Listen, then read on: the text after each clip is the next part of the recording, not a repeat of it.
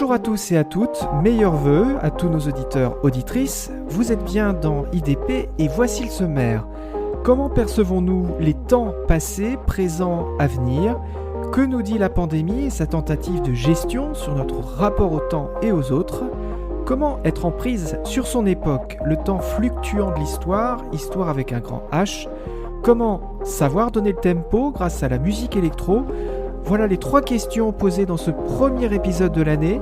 La première question, c'est notre grand invité, Daniel Sibony, qui tentera d'y répondre, mathématicien, philosophe, psychanalyste, qui vient de publier aux éditions d'Île Jacob, À la recherche de l'autre temps. La deuxième question, c'est par Jérémy de Tessier, grâce à sa nouvelle chronique intitulée Le Panthéon de JDT, à retrouver toute cette année. La troisième enfin, à travers la chronique La Perle Électro, qui met à l'honneur durant tout 2021 les talents en vogue français de la musique électronique tournés vers l'avenir. Présent, passé, avenir, voilà la chronologie que nous vous proposons dans ce 6e épisode d'Imaginaire du présent. Jérémy de Tessier, bonjour. Bonjour Cyril. Bienvenue à vous dans ce podcast. Quel est, Jérémy, le personnage choisi ce mois-ci qui rentre dans votre panthéon ? Alors, ce mois-ci, pour démarrer ma chronique, je vais vous parler d'Alexandre Ledru-Rollin. Je suis ravi de débuter à vos côtés, Cyril, cette chronique qui va nous faire voyager dans le temps. Pour appréhender l'histoire, rien ne vaut, je crois, une approche particulière, l'approche des destins. Un destin, c'est une vie, un parcours, une aventure en fait. Et si je suis intimement persuadé que chaque destin est exceptionnel simplement parce qu'il fut, je crois que certains destins, en rencontrant plus ou moins par hasard la grande histoire, la marquent pour toujours. C'est donc une série de portraits marquants que j'ai imaginés et j'ai voulu l'ancrer dans une même période, un même temps donné, afin de dessiner peut-être les contours d'une époque. Cette époque, c'est le 19e siècle. Et j'aimerais tourner autour d'une date qui est 1848. Alors, qu'est-ce que nous évoque 1848 ? Pas forcément grand-chose à première vue. Un printemps des peuples, un temps d'industrialisation, dans l'ombre de la grande révolution avec sa république sanglante, la deuxième république proclamée en 48 fait pâle figure. Elle n'a duré que 4 ans, et encore, elle est une transition entre 2 règnes de la bourgeoisie. Et pourtant, 1848 est une période tellement riche. La révolution de février cristallise une multitude d'espoirs, de possibles, la peur aussi d'un grand changement, et ces espoirs sont réduits à néant en 4 mois à peine. C'est le récit d'une odyssée, d'une équipée malheureuse, mortelle, fondatrice. Parfait, merci Jérémy, on vous retrouve dans une demi-heure environ. Place maintenant à l'interview, une interview qui sera entrecoupée d'une lecture de texte extrait du dernier livre de Daniel Sibony, une lecture réalisée par Michael Picard. Donc place maintenant à l'interview exclusive de Daniel Sibony, une interview enregistrée le 3 janvier dernier. À tous et à toutes, une très bonne écoute.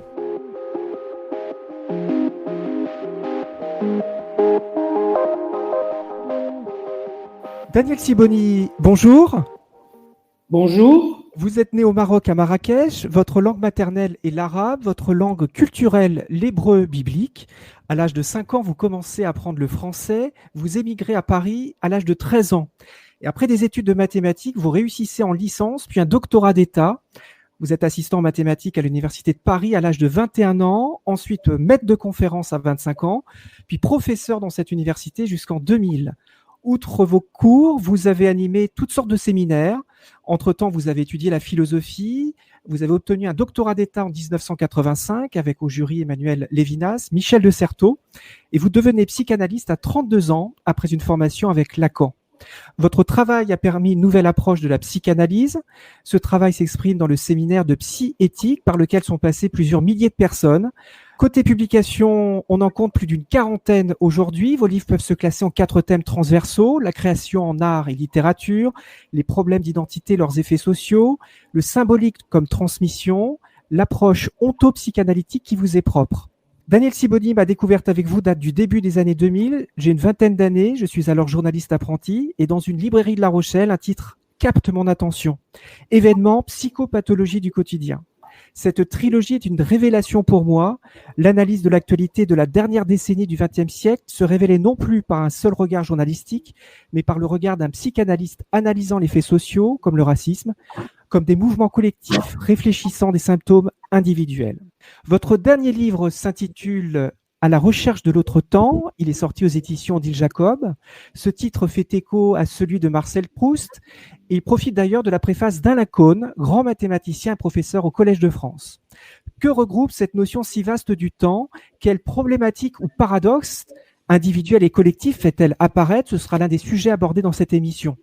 Ce livre apparaît comme un grand tournant, pris à la suite de vos précédents livres, une sorte de synthèse des défi très réussi de vos précédents travaux que la notion du temps permet d'articuler. Il y a 47 chapitres qui peuvent se lire indépendamment les uns des autres, très détaillés, très documentés, parmi lesquels Proust, un feuilletage du passé, le futur n'est pas commandé, temps et inconscient, l'œuvre d'art est un objet temps. Alors en même temps qu'un livre à l'originalité interdisciplinaire, c'est aussi un livre, avouons-le, d'une grande poésie, car il réussit à relier tout ce qui paraît au premier abord assez inconciliable, difficile de faire croiser encore aujourd'hui les sciences dures avec les sciences humaines. Et nous allons tout de suite rentrer dans le vif du sujet avec vous, Daniel Sibony. Dans notre époque matérialiste, dans laquelle tout est compté, n'y a-t-il pas une tentative de saisir le temps pouvant amener jusqu'aux symptômes?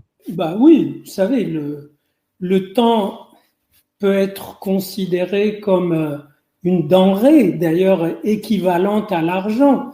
Si on dit time is money, c'est pas pour rien.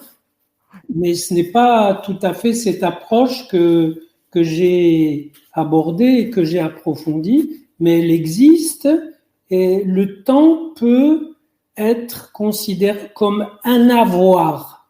J'ai du temps, il n'a pas de temps, je n'aurai pas le temps de, etc.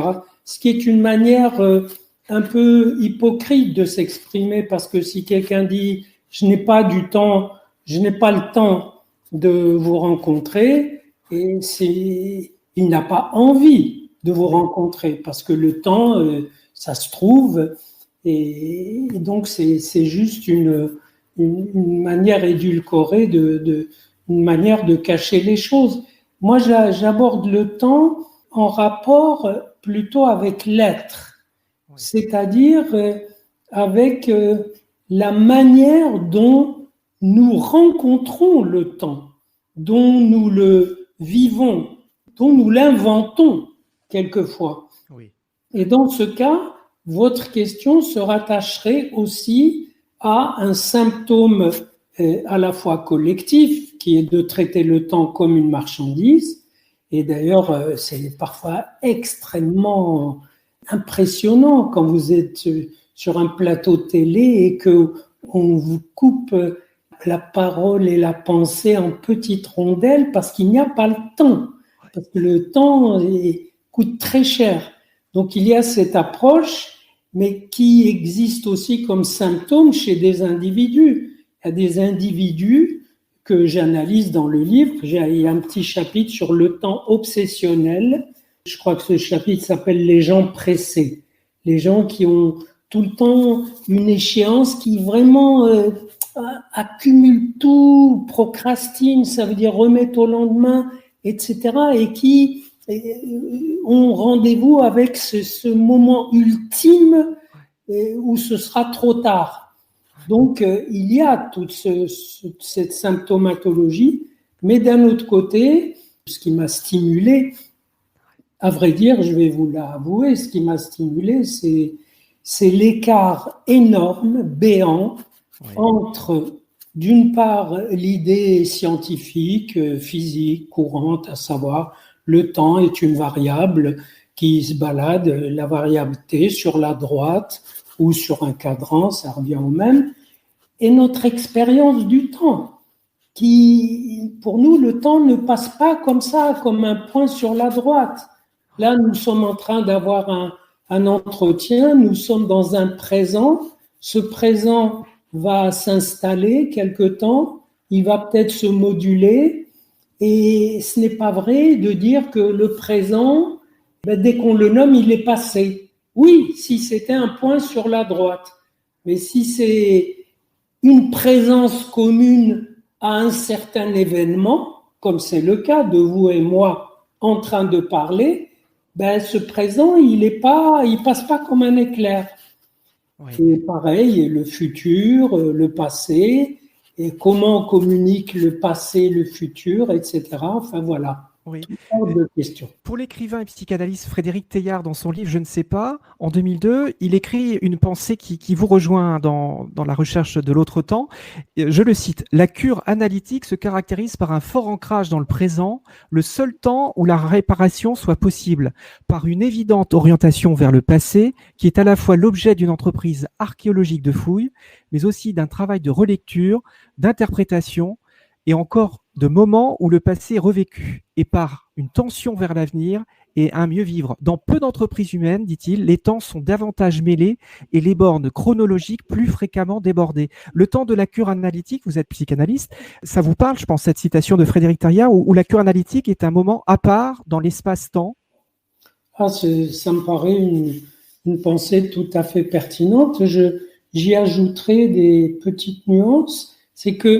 C'est vrai que le temps d'une séance, c'est un présent, c'est une présence, une double présence, en présence d'un passé lointain ou proche. Et c'est en effet un travail qui fait communiquer le passé et le présent, et qui même a un espoir. Il est fondé sur un espoir. C'est que il puisse se dire ou se passer au présent quelque chose qui va faire résonance avec un passé, soit refoulé, soit qui n'a même jamais été conscient, et que ça puisse le faire entrer en jeu, que ça puisse l'amener. Donc on vit le présent dans la cure avec toujours l'espoir de ramener du matériau, de la substance vécue du passé, de ramener des événements et sur lesquels en retour on puisse avoir un certain effet. Parce que si on se contentait simplement de dire voilà, je me rappelle ceci, cela, c'est pas inintéressant. Mais ce qu'on espère, c'est que les connexions entre le passé et le présent soit de l'ordre de l'événement qui remanie à la fois le passé et le présent. En plus d'une analyse écrite par un scientifique, mathématicien de la psychanalyse que vous êtes, à mon sens, à la recherche de l'autre temps, c'est aussi un livre personnel, intime, parfois, dans lequel le jeu s'intègre sur ce qui est pour vous un objet temps, comme ce passage émouvant où vous assistez à la naissance de votre fille. Ça a été un événement très important et je me rappelle que c'est à partir de cet événement que je me suis mis, alors que je ne l'avais pas du tout projeté, je me suis mis à écrire sur le temps. J'ai écrit un gros texte de 40 pages sur le temps qui est paru dans mon livre de l'époque de 1978 qui s'appelle L'autre incastrable, avec comme sous-titre Psychanalyse et écriture. Et l'événement que j'ai vécu, c'est celui-ci, c'est que soudain, l'enfant jaillit et j'ai eu une impression d'envol. Et c'est inattendu. D'habitude, on s'attend à quelque chose qui sort difficilement, etc. Là, il y a eu comme un jaillissement et je me suis dit, mais voilà le temps. Pourquoi je me suis dit ça? Je vous assure que je ne le savais pas. Maintenant, je le sais. C'est que c'est un objet vivant qui est un porteur de temps, qui est déjà porteur d'une histoire, qui est déjà autonome, même s'il va être complètement dépendant de nous. Et nous, les parents et l'entourage, on va tirer des histoires et greffer des histoires sur cet objet qui va se transformer, sur cet être vivant qui en même temps, et vous savez, je questionne beaucoup une phrase d'Héraclite dans ce livre où Héraclite dit « Le temps est un enfant qui joue à déplacer les pièces de son jeu ». Et en effet, si vous regardez un nourrisson, c'est un enfant qui joue à être. Après, il aura des objets, mais les objets, ça cache le fait que lui-même est un jeu, et c'est le jeu du temps. Et ça comporte à la fois l'événement et la durée, qui sont les deux pôles essentiels si on approche le temps. Le temps, c'est d'abord un événement, c'est-à-dire une éruption, j'appelle ça une secousse d'être, et à partir de laquelle on tire des fils, des narratifs, des récits. Et là, c'était parfaitement sensible dans ce moment de naissance. Revenons au geste de prendre le temps. Rencontrer l'objet investi ou désiré et s'y accrocher, puis compter jusqu'à ce qu'apparaisse un autre événement. Compter la durée, ce dont les montres se chargent très bien, et compter soi-même, faire là quelque chose qui compte pour soi, et sans doute pour des tiers, donc inscrire une valeur, laquelle suppose que l'objet aussi en a, l'objet temps qu'on déroule ou dont on extrait au moins un fil narratif. Il s'ensuit bien des conséquences. Par exemple, celui qui se plaint d'avoir mal usé de son temps ou de l'avoir perdu, se plaint en fait de vivre mal le dialogue avec le temps à travers l'objet qui déclenche la durée et l'événement de sa rencontre.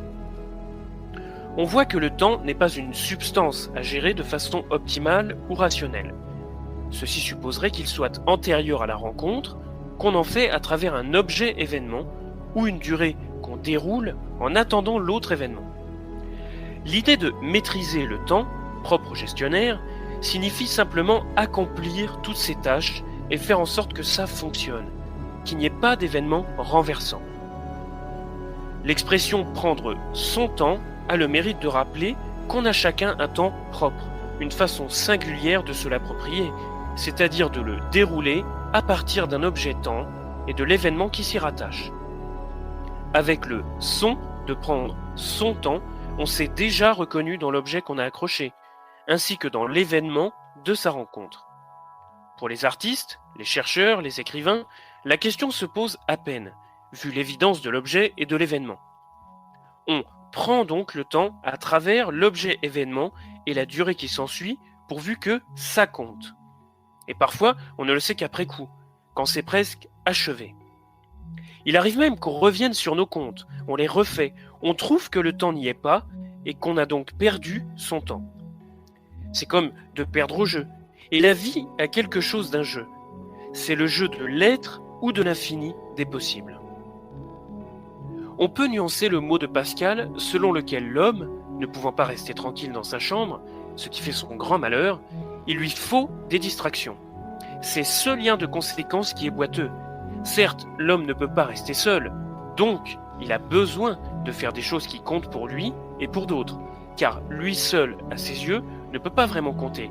Il lui faut des objets-temps pour ça. Et qu'en est-il de ceux à qui on prend le tout de leur temps, la vie, ceux qu'on tue, dont la mort compte diversement?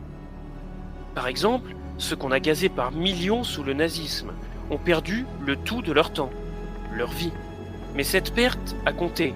Elle a déchiré le voile dont se part la veulerie humaine, qui se révèle intacte quels que soient les progrès de la morale, de l'éthique et de la culture. Savoir que le moraliste qu'on a devant soi, peut-être soi-même, aurait pu cautionner, ça n'est pas un savoir inutile. Cela entame toutes les certitudes. Heureusement, cela n'empêche pas d'en chercher, avec le flux habituel et le reflux des illusions, les perdre quand il y en a trop, et s'en refaire quand ça manque. Ceux qui échouent à prendre le temps parlent de sa fuite inexorable. Mais la fuite du temps n'est en soi ni un risque, ni un danger, elle est naturelle. Rien ne l'arrête et rien ne peut nous la cacher. C'est la fuite du temps en vain qui est dure à soutenir, avec un compte nul et un non-événement.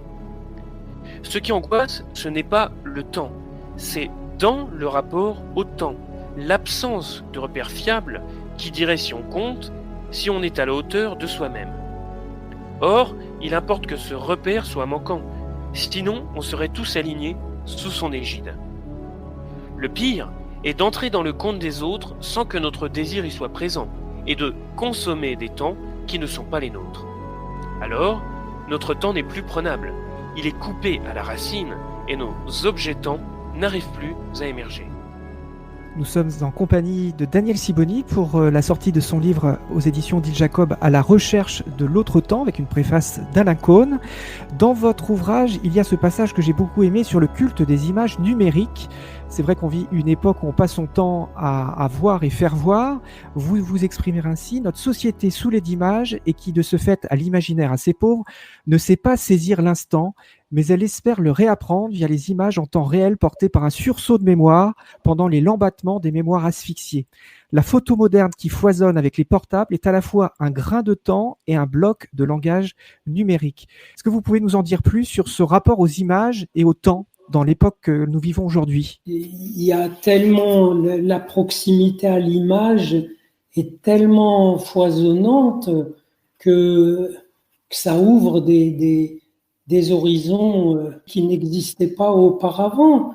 Et d'abord, je vous signale que pratiquement toute la médecine est obsédée par la recherche de l'image. L'imagerie médicale. Et voilà, la recherche, si on pouvait voir, il y a le fantasme que si on pouvait voir là où ça fait mal, eh bien, on saurait. Il se révèle que c'est pas tout à fait exact, mais quand même, ce fantasme est stimulant. Donc, il y a, si vous voulez, le corps visible, c'est-à-dire tout le potentiel d'image lié au corps est devenu immense par rapport au corps mémoire qui peut-être s'appauvrit, alors que nous sommes faits de l'interaction entre corps visible et corps mémoire. Et maintenant, si vous regardez au quotidien, les gens prennent des photos, se regardent, les envoient, et ce sont des... D'abord, c'est un objet merveilleux d'avoir un smartphone, c'est quelque chose qui non seulement prend des images, les envoie à l'instant, les fait partager, peut ameuter, mobiliser sur une image scandaleuse, évidemment, avec le revers de la médaille, c'est-à-dire peut manipuler, intoxiquer, etc. Donc, mais c'est un fait que ce petit objet, il instaure un rapport au temps qui est un rapport très étrange. D'abord, il est d'une certaine façon chronophage, parce que vous êtes en pleine activité. Si vous ne savez pas vous délimiter, vous avez un appel, vous avez un signe, vous avez une image qui arrive, etc. C'est affreux. Mais en même temps, on voit bien la jouissance des gens à partager ensemble une image à l'instant de ce partage et de préférence à l'instant où elle est prise. Donc il y a une quête de l'instant vivant, une quête de l'événement qui est, je pense, profondément ancrée dans l'humain, parce que l'événement, c'est ce par quoi vous rencontrez le destin, ce par quoi vous rencontrez le hasard, vous rencontrez l'autre, vous vous rencontrez vous-même. L'événement, c'est ce dont aujourd'hui nous sommes privés, mon cher. L'événement, avec les confinements et autres couvre-feux, avec même les masques, vous croisez maintenant des gens dans la rue, il y a des yeux qui clignotent, mais il n'y a pas de rencontre, parce qu'on ne se reconnaît pas. Et donc, on est privé d'événements. La plus grande asphyxie que nous apporte cette pandémie, c'est la privation d'événements. Et évidemment, la privation donc de rencontres et d'instants qu'on partage, etc. Donc, on pourrait en parler. Donc, ça produit un vrai ravage de la temporalité. Alors, certains pensent que cette pandémie a permis aux individus d'avoir plus de temps personnel. Est-ce que vous pouvez nous préciser si cette épidémie, est-ce que ça a été une occasion d'une nouvelle perception du temps, une reconsidération du temps pour les individus? Au contraire, vous nous dites que il y a eu que des effets négatifs. Il y a les deux, il y a les deux. Bien sûr que si vous êtes habité par une idée, une question, un projet, ah ben c'est sûr que vous tombe dessus une impossibilité d'aller au travail, vous êtes chez vous, et ben vous vous attaquez à ce projet. Même moi, je l'ai vécu. Moi, j'ai vécu le premier confinement avec une douce ivresse d'avoir du temps et encore du temps. Et comme ça, j'avais un vieux projet. Vous savez, j'avais écrit parmi mes ouvrages, il y en a un qui s'appelle Avec Shakespeare, où j'analysais les 12 grandes pièces de Shakespeare. Et donc, j'avais fait des conférences sur toutes les autres. Eh bien, j'ai profité du premier confinement pour écrire ces textes. Et donc, j'ai terminé grâce au confinement. C'est pas moi qui vais médire du temps que ça donne. J'ai pu écrire le deuxième volume. Donc, j'ai fini mon analyse de tout le théâtre de Shakespeare. Ben, j'étais heureux et j'ai complété d'autres choses encore. Mais en même temps, il faut savoir que c'est seulement quand vous êtes mordu par des projets que ce temps disponible devient un temps exploitable. Si ça n'est pas le cas, vous avez un bloc de temps immense avec le problème de l'occuper, parfois de le tuer le temps. Et donc, il y a les films, la lecture, etc. Mais il en reste, parce que c'est du temps disponible dans lequel il n'y a pas la rencontre, dans lequel il n'y a pas l'événement. La rencontre, ça peut être simplement d'aller faire un tour, se balader dans un parc et rentrer. C'est un effet de rencontre. Vous rencontrez vos semblables, vous rencontrez des corps qui se meuvent. C'est une danse un peu lente, mais c'est une danse et ça fait du bien. Donc, si des gens ne sont pas mordus par une idée, un projet, un travail, une urgence, etc., il leur est donné un temps sans les moyens habituels de l'exploiter, de le faire vivre, de le prendre. Et là, on va dire quelques mots d'une notion clé dans mon livre que j'appelle la prise de temps. Est-ce que ça vous a alerté? La prise de temps. C'est comme une prise d'énergie, une prise de courant. Si vous voulez, le temps, c'est quelque chose qui, en un sens, n'existe pas. Einstein l'a un peu démontré, mais au sens où on ne peut pas synchroniser les temps des uns et des autres, donc il n'y a pas de mesure possible, donc il y a même des questions qui n'ont pas de sens. Si vous dites, est-ce que l'événement qui a eu lieu sur telle planète, est-ce qu'il est avant celui qui a eu lieu sur telle autre? La question n'a même pas de sens. Mais donc le temps, c'est insaisissable, ça n'existe pas. Mais une des phrases ritournelles de mon livre, c'est « le temps existe » dans la mesure où on peut le prendre. Et qu'est-ce que c'est que prendre le temps? C'est marquer, c'est au minimum. Bien sûr, il y a beaucoup de manières de le prendre, mais le minimum, c'est marquer un départ, une origine, et se mettre à compter, se mettre à faire des choses qui comptent. C'est pas simplement compter 1, 2, 3, 4, ou voir les battements d'un pendule, c'est et se mettre à investir votre façon de compter dans la vie, dans cette durée qui est en train de s'ouvrir. Et là, c'est une prise de temps vivante. Je vous en ai donné un exemple avec l'enfant qui naît, cette émergence de ce corps nouveau, c'est du temps, mais d'une certaine façon, prendre le temps, c'est le faire émerger. Quand vous regardez une œuvre d'art assez riche, c'est un objet temps et vous plongez dans une autre temporalité.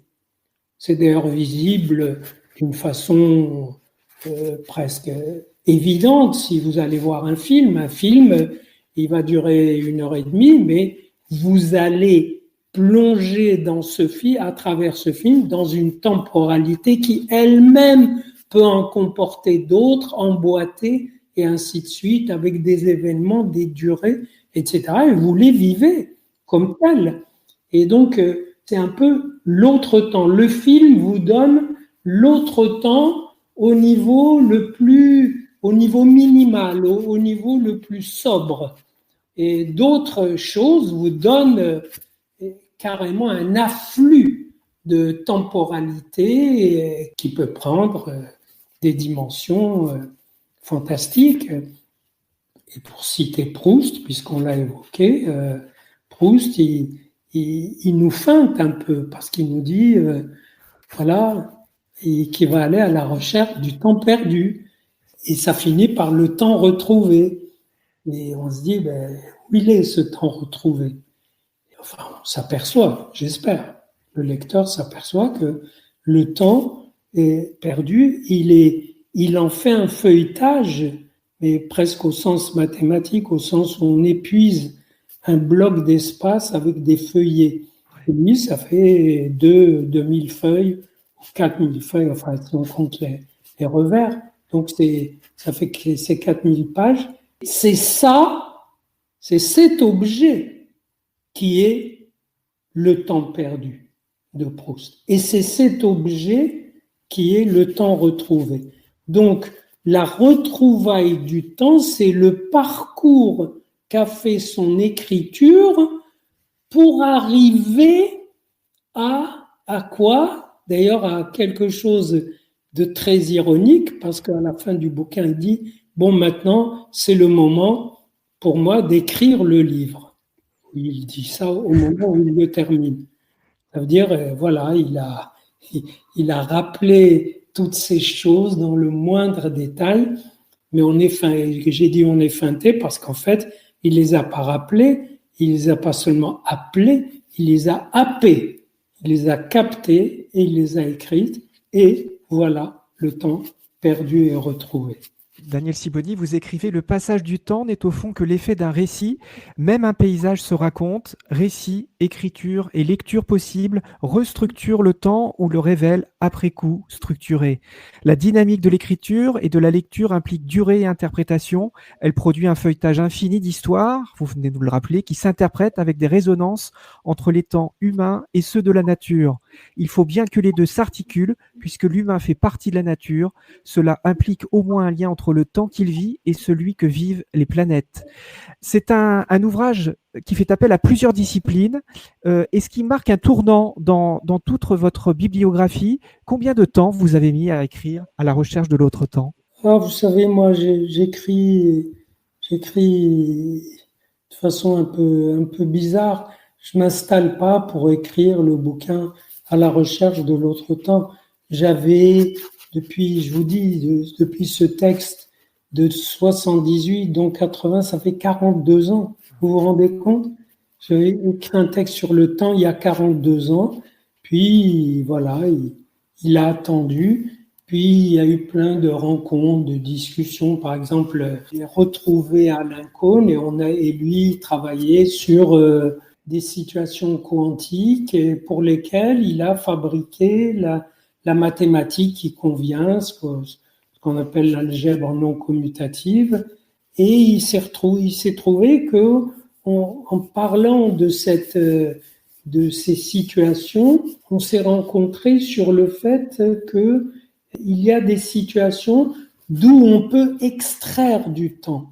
Et ça a fait résonance du coup avec quelque chose qui chez moi était avant le texte sur le temps, celui que j'avais écrit suite à la naissance de ma fille. Ça m'a renvoyé à mes œuvres mathématiques où, sans le savoir, j'avais travaillé un champ mathématique dans lequel je dégageais une temporalité à partir d'une situation, peu importe, je ne vais pas vous la décrire, Et c'était en résonance avec ce que faisait Alain Kohn de son côté dans la situation quantique. Et du coup, ça a fait comme un effet d'après-coup. C'est-à-dire que mes cogitations sur le temps ces temps-ci sont entrées en clash avec mes pensées sur le temps d'autrefois, et ça a fait une espèce d'arc électrique. Et donc, j'ai écrit très vite ce bouquin. Et comme ça partait un peu dans tous les sens, j'ai essayé de calmer le jeu, voilà. Et j'espère y être arrivé. Oui, j'aimerais aborder ce dernier point sur la musique que vous soulevez. La musique travaille avec un bonheur insondable. Vous donnez l'exemple de Bach et le titre La Chaconne. Ce qu'est en un sens la musique, c'est le temps soumis à la lecture sonore. La musique lit le temps, elle le lit et le sculpte, elle l'arrache à lui-même avec des sons, elle relie les éclats temporels qu'elle produit, elle les compose en jouant sur la mémoire, l'attention perceptive et l'attente des sons à venir. Écouter de la musique, c'est aussi se consacrer à une autre dimension du temps. Ça, c'est très clair. Si vous voulez voyager dans ce que j'appelle les fibres des instants, les vibrations d'une temporalité, vous écoutez de la musique, et donc cette lecture-écriture est d'une complexité formidable, et elle a pour l'enjeu de toute œuvre d'art, c'est exprimer un certain amour du phénomène qu'elle produit, et donc exprimer une certaine beauté. Vous parlez aussi de la peinture avec l'instant Van Gogh. Vous dites un instant est lui-même un objet-temps d'où l'on peut extraire des filons, des trajets de récit ou de présence pure sans histoire. On peut parler, dites-vous, de l'instant bleu de Van Gogh ou de l'instance du bleu. L'instant réside à la durée que pourtant il fait advenir. Il nous presse, pas toujours de passer à la suite, mais de rester, s'y installer, de creuser sa forme, ne serait-ce que par le souvenir. C'est très beau. C'est la vérité. Voilà. Mais écoutez, je vous remercie beaucoup, Daniel Sivoni, de m'avoir accordé ce temps pour parler de la recherche de l'autre temps qui est donc édité aux éditions Odile Jacob. Merci beaucoup et encore nos meilleurs vœux pour cette année 2021. Portez-vous bien. Tous mes vœux.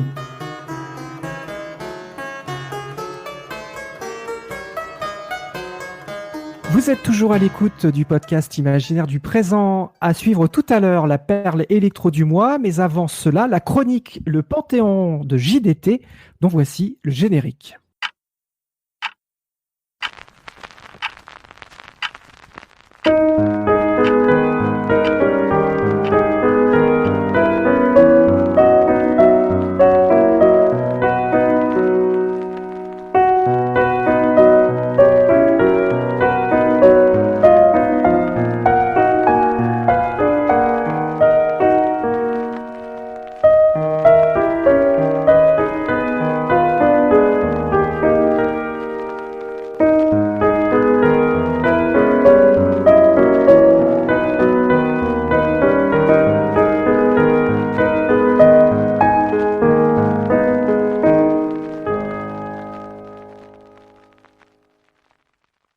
Jérémy de Tessier, rebonjour. Rebonjour Cyril.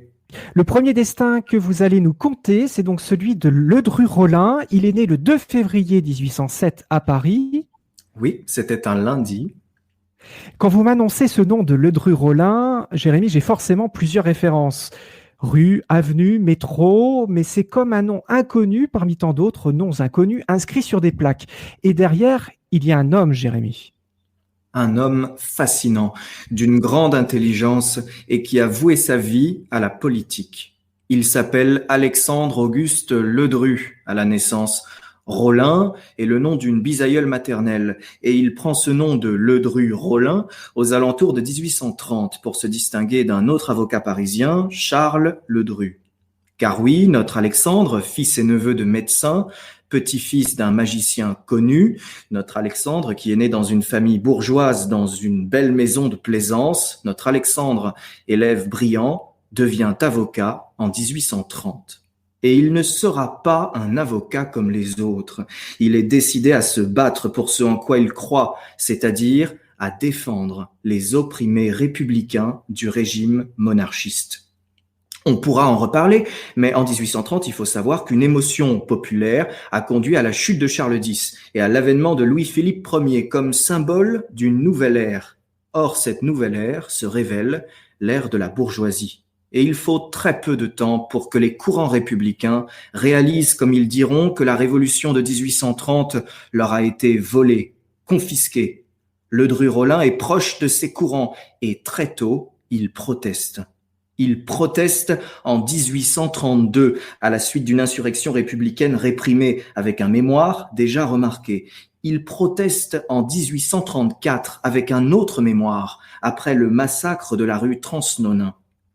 Ce massacre illustré pour l'histoire par Daumier, le célèbre caricaturiste, vous avez sans doute, Cyril, aperçu cette lithographie déchirante de Daumier. Ce massacre donc mérite qu'on s'arrête un instant, parce qu'il montre l'engagement de l'avocat Ledru-Rollin. Alors, resituons-nous. En 1834, à Lyon, puis à Paris, la révolte gronde. Les déçus du régime se soulèvent, réclament la liberté d'expression, élèvent des barricades, et dans la capitale, un coup de feu part d'une fenêtre. Un capitaine est blessé. En répression, l'armée envahit l'immeuble d'où semble être parti le coup de feu. Je dis bien semble. C'est un immeuble de la rue Transnonain à Paris, donc. Et l'armée massacre littéralement 12 occupants de l'immeuble. Ledru-Rollin est consterné. Voici ce qu'il écrit alors. Au récit de cette scène sanglante, l'âme s'ouvrait à deux sentiments différents. L'un de pitié pour les morts, l'autre tout d'égoïsme et de personnalité. On mesurait de la pensée l'espace qui vous séparait de ce théâtre lugubre, et en frissonnant, on remerciait Dieu d'être sorti du sommeil autrement que par la mort.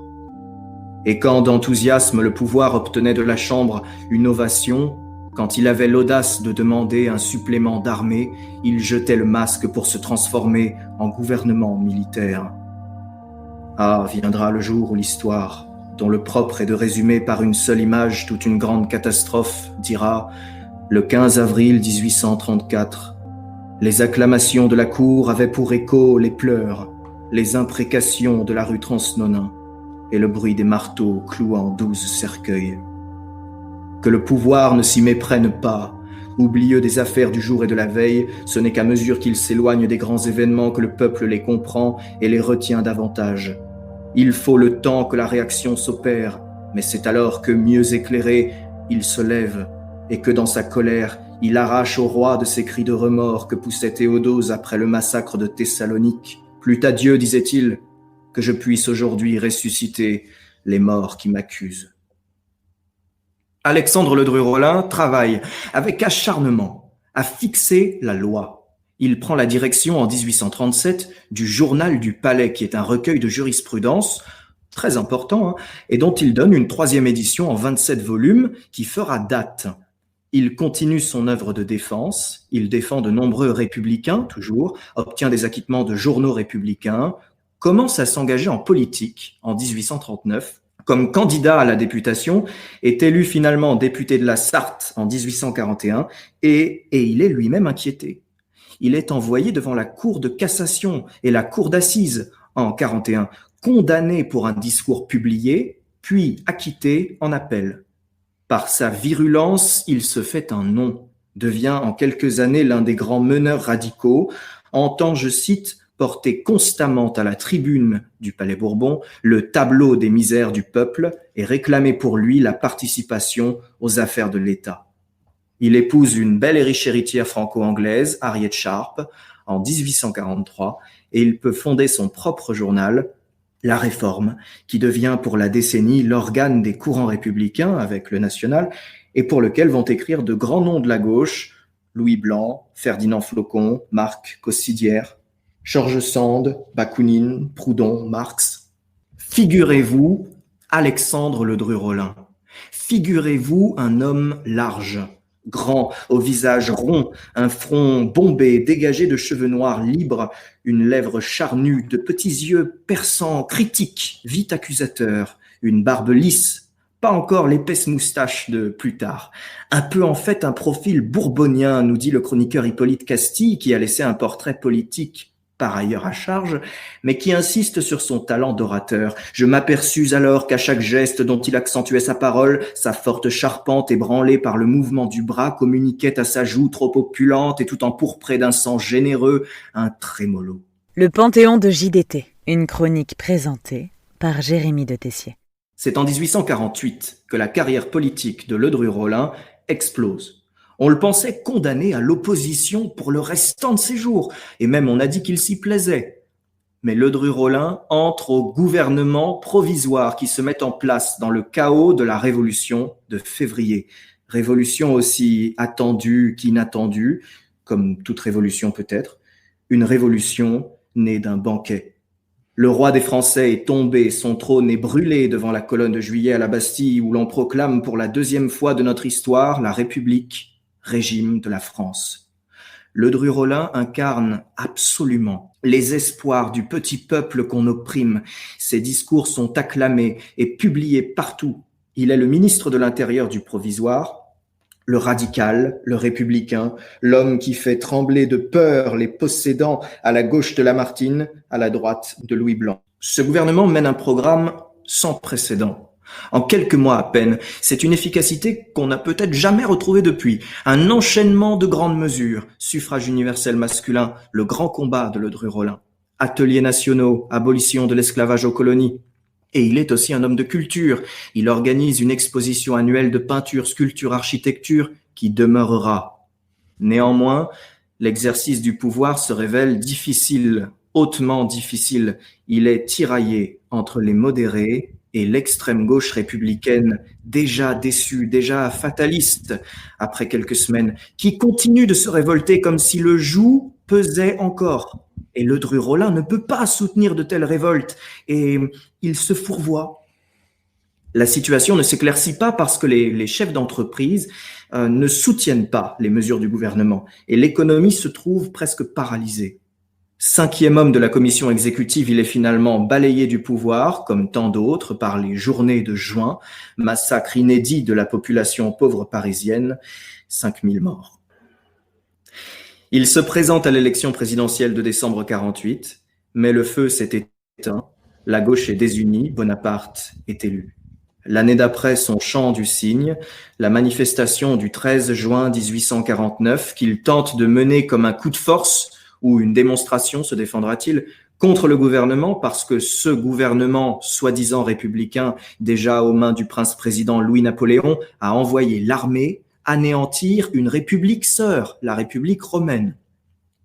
C'est la fuite, c'est le début d'un grand exil pour lui, un exil de 20 ans en Angleterre, à l'image de celui de Victor Hugo, qu'il fréquente parfois à Guernesey, un exil où il va écrire son grand ouvrage de la décadence de l'Angleterre, paru en 1850, analyse incisive et sans concession, loin de là, de la société anglaise. J'ai dit que les rues de Londres présentaient la nuit un aspect solennel et presque funèbre, lorsque des milliers de créatures y erraient sans pain. Mais une impression également ineffaçable, c'est celle qu'on éprouve en visitant à cette heure les lodging houses et les arches du Blackwall Railway. Les lodging houses sont considérés comme la source la plus abondante de tous les genres de corruption et de tous les crimes. Dans un de ceux que j'ai visités, au fond de la salle, il y avait un homme dont l'aspect causait un sentiment qui approchait de l'effroi.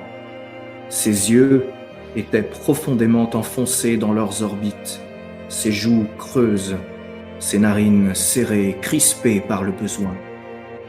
Sa barbe, hérissée, donnait à sa physionomie quelque chose de démoniaque, et cependant son regard exprimait une patience, une résignation qui inspirait une douloureuse pitié. Ses vêtements n'avaient plus de forme. Je n'ai jamais rencontré un portrait plus décharné de la famine. Jusqu'à ce jour, cette figure n'a cessé de me poursuivre. Alexandre Ledru-Rollin retrouve la France après Sedan, mais ne jouera plus de grand rôle politique. Il appartient au passé. C'est un sentiment que vont connaître de nombreux 48ards. Il était l'homme de la montagne, le groupe des Moxoc à l'Assemblée, mais la nouvelle montagne s'élèvera sans lui. Il meurt dans sa maison de Fontenay-aux-Roses le 31 décembre 1874 à 67 ans. Jérémie de Tessier, finalement, que pensez-vous de la figure de Ledru-Rollin ? Qu'il fut un homme d'exception parce qu'il traversa ce siècle imprenable et que sa place, il l'a pris. Qu'il avait des idéaux vrais et qu'il incarne mieux que quiconque l'ennemi sincère de la misère humaine. Qu'il s'est perdu parfois, souvent, dans les contradictions, les sables mouvants de la politique et ses propres contradictions, son caractère, volontiers bourru, sa relation complexe à la propriété du fait de son origine sociale et de ses goûts, et qu'il en a souffert. Je crois que ses alliances manquées avec un O'Connell, un Louis Blanc, son échec à parvenir à une véritable union de la gauche républicaine, illustrent ses propres limites, sa faiblesse face au rouage du système démocratique. Mais c'est son œuvre qui reste. Il est le père du suffrage universel masculin. Je crois qu'il a été aimé, beaucoup aimé, encensé même par la foule des opprimés qui mettaient tellement d'espoir en son nom. Je crois qu'il a fait peur aux propriétaires, alors qu'il était l'un des leurs, qu'il ne combattit jamais l'idée de propriété, quoi qu'on en dît, et qu'il craignait le mot socialisme. Je crois qu'il a souffert énormément de son échec cinglant, de son exil, de son absence, de l'oubli qui s'est installé, qu'après 20 ans d'empire, il n'est revenu que comme un fantôme. Mais il est l'homme de la libre pensée, l'anticonservateur, le défenseur des faibles, du grand peuple dont on a bafoué jusqu'à l'existence. Et aujourd'hui, dans notre monde trop multipolaire où les minorités opposent leur lutte au lieu de les associer, il nous rappelle que le combat à mener est un combat d'unité, un combat de fraternité. La fraternité, c'est la devise qu'il redonna à la France. Et si vous voulez le voir, il y a un buste magnifique de David d'Angers au cimetière du Père-Lachaise où il est enterré aux côtés de sa sœur aînée, Émilie.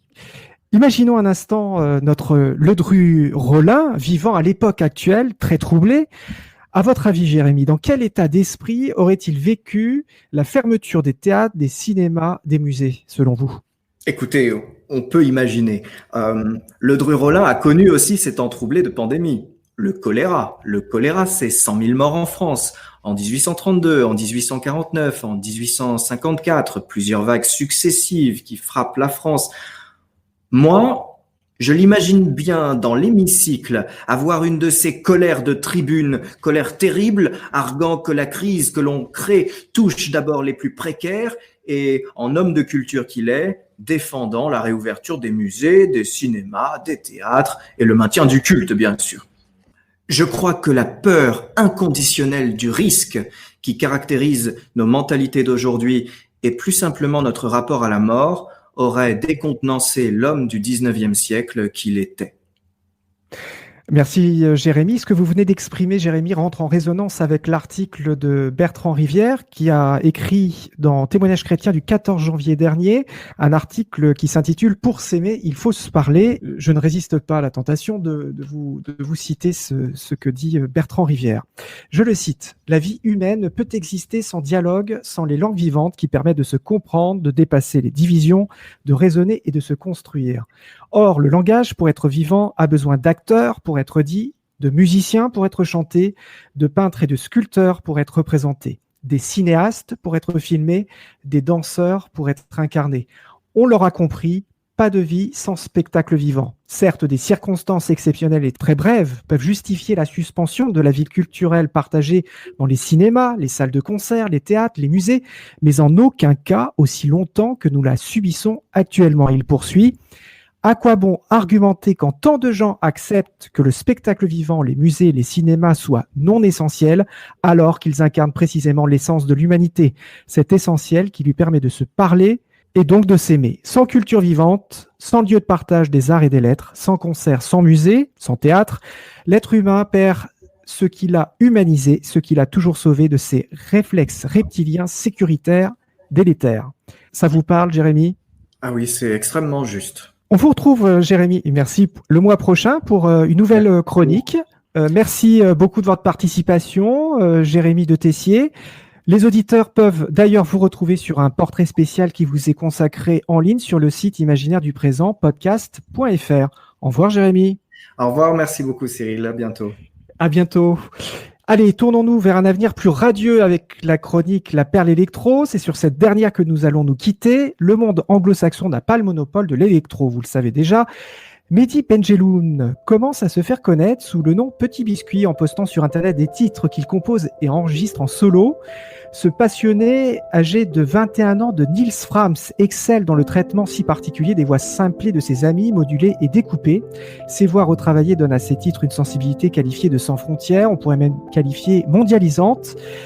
Il habite à Rouen, il aime à faire voyager ses sonorités inspirées des musiques du monde vers des influences pop-électro. Ses morceaux sont très populaires, 20 millions d'internautes, oui 20 millions, sont déjà venus écouter ses titres hypnotiques. Preuve en est, son titre intitulé Sunset Lover a percé parmi les 50 titres les plus écoutés sur Spotify. France Culture l'utilise d'ailleurs pour un générique de magazine. Il joue seul sur scène tous les instruments perceptibles dans ses compositions, des vagues de percussions, clavier à la guitare. Son premier album autoproduit est sorti en 2016. À l'écoute ici, le titre You, extrait de l'album We Were Young, sorti en 2019. À toutes et à tous, à très bientôt pour de nouveaux imaginaires du présent.